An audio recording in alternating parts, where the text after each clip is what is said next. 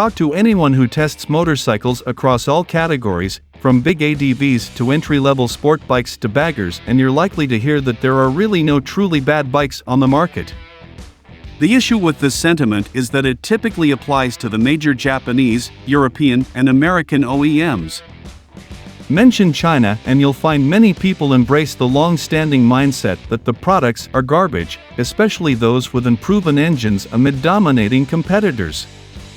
Hangzhou-based CFMoto, a company known primarily for its Cforce ATVs and Zforce side-by-sides, is out to change this stigma. They have a new lineup of motorcycles highlighted by the 700 CLX Naked that's available in two flavors, the standard base and the retro-themed sport. CFMoto, whose name comes from the Chinese name Chun Feng, meaning spring wind, places its focus on delivering value with below entry-level pricing. The most expensive bike available, the 700 CLX Sport, is priced around $7,000, and CFMoto claims it will run head-to-head with the more expensive Yamaha MT-07, Kawasaki Z650, and even the Ducati Scrambler 800. CFMoto also has close ties with KTM, though despite rumors KTM doesn't build the engines for these 7 motorcycles, CFMoto makes its own.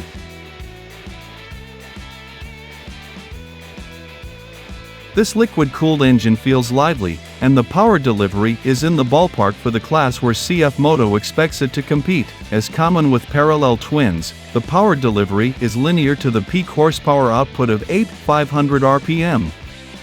On the track at WOT, the engine revs freely beyond 8,500 RPM with only noticeable vibrations afterward.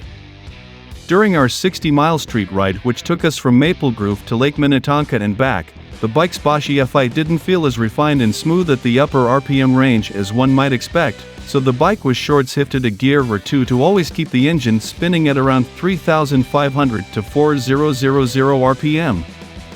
There's a slight flat spot on both the Sport and Base models around 4,000 RPM, but pointing that out is being somewhat picky.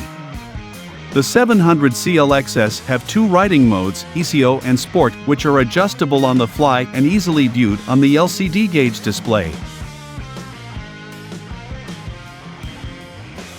The Eco mode did help ease some abruptness in town, but it's way down on liveliness for those who favor a snappier throttle.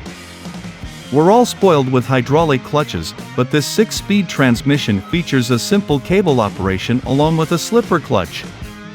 I experienced 0 clunky up or down shifts in town or on the track, some of the latter under heavy deceleration and braking. The slipper clutch worked as intended, gears are spaced properly to offer optimal gearing for both in-town slower speeds and highway speeds. The clutch is extremely light on the pull and engages smoothly, 1 or 2 fingers is all that's needed, something both newbies and experienced riders will enjoy. This engine is a perfect companion for urban dwellers who also enjoy exhilaration on some back roads. It can propel the bike to an indicated 110 miles per hour or more, as witnesses on top of 5th at the back of the track straight. The KYB setup felt good out of the box on both 700s, although riders did add a bit of preload to the Sport on the track to reduce aft to 4-weight transition under heavy braking. Heavy acceleration wasn't that much of an issue due to the linear and smooth delivery. Around town, the suspension of both models offered a respectable balance between comfort over bumpy surfaces, with enough stiffness to get a feel for the road. Again, that was without tweaking anything. The factory setup was ideal to keep the chassis stable under normal in-town braking and acceleration situations.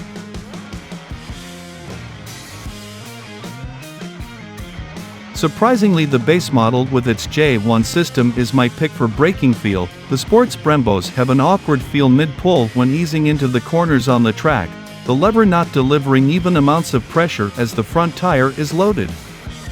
The system also feels a bit stiff on the street, providing more than needed braking power. Additionally, there were some serious braking issues after 15 laps on the Sport. Note that this issue only occurred on one bike and may be an issue with only that bike. Still, the base model's J1s had more feel at the lever, whether modulating while aggressively trail braking on the track or easing in and out of stops behind slow-moving traffic in town.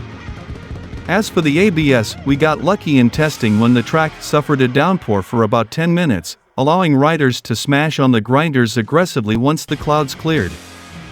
The Continental ABS performed as expected on both bikes. It's not as refined as cornering ABS, but provides a safety margin for unexpected braking. Note the ABS cannot be turned off, which takes some fun out of the bike, but that's not the target audience of the 700.